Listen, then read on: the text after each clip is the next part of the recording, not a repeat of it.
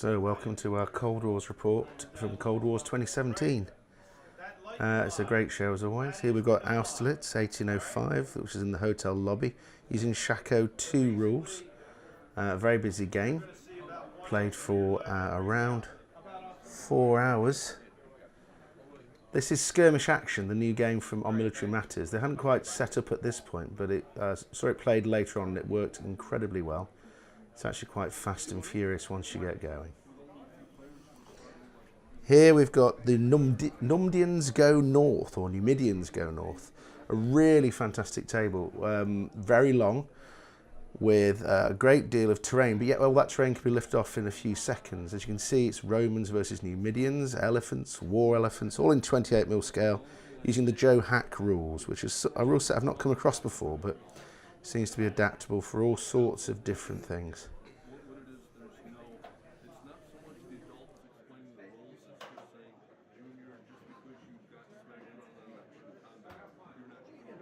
This is I'm to Knock Joe Johnson, which is a 15mm Fire and Fury Regimental game.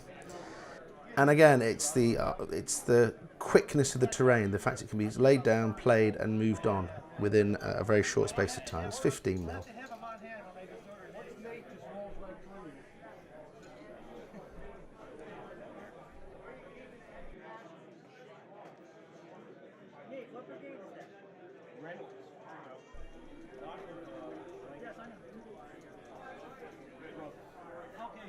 And as you can see, it's quick, simple terrain, but a really fun battle to watch, and some really good figures there. Moving on again, we've got more American Civil War, the Battle of Franklin, 1864. Again, Fire and Fury, this time 2nd edition, giving people a chance to try out the new edition of the game.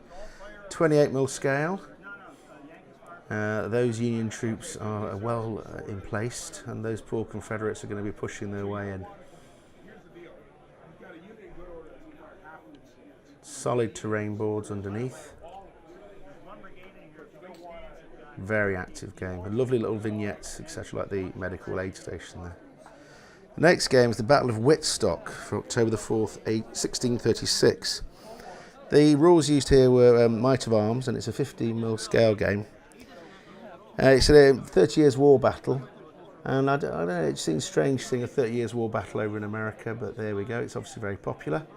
There are a host of games similar to this. A fun game to get you going is the alternative idea of the Victorian science fiction race in the Spanish style. This seemed like a madcap game. 12 players, played over 2 hours. And you've got every sort of cliche ever. Then we've got Mosby's Great Wagon Train Raid. This game was run more than once. It worked with 10 players over the course of 4 hours. And as you can see, it's cavalry taking on infantry in some lovely, again, lovely terrain. And there's the wagons, Mosby's wagons that are going to get, the Union wagons that Mosby's after. But fast, furious fun, as are all the games at Cold Wars.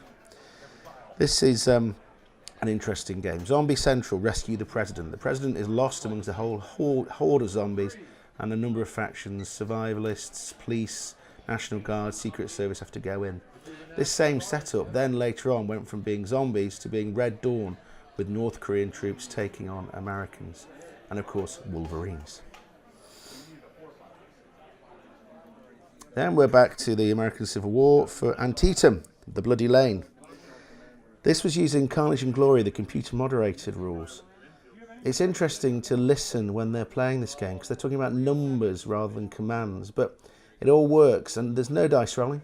Everything's done by the computer under the Carnage and Glory 2.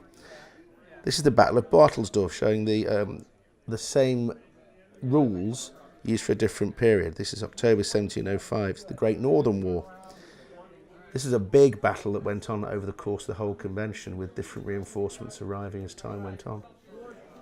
This is Frank Chadwick's new game, High Command, operational level, World War II, played in 15mm. And this is the Battle of Sidi Razik. I don't know if I pronounced that correctly. But it was an interesting game. Again, played over a number of days, and you joined in, dropped out whenever you wanted to. And lots of British aircraft to go in there and bring some air support.